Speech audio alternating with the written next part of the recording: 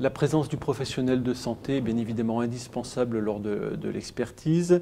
Il convient tout d'abord de préciser que ce sociétaire ne sera pas tout seul lors de l'expertise puisqu'il sera accompagné par un médecin conseil MACSF qui connaît parfaitement son dossier et le cas échéant éventuellement aussi par un avocat. Le professionnel de santé celui qui a pris en charge le patient, à la fois sur le plan diagnostique et thérapeutique.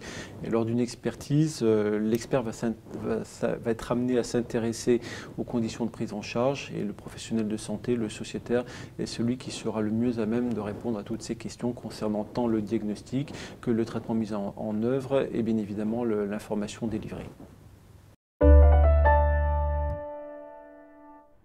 Alors effectivement, la prise en charge ambulatoire, qui est une thématique de plus en plus d'actualité, risque de notre point de vue de modifier la répartition des responsabilités entre les différents intervenants.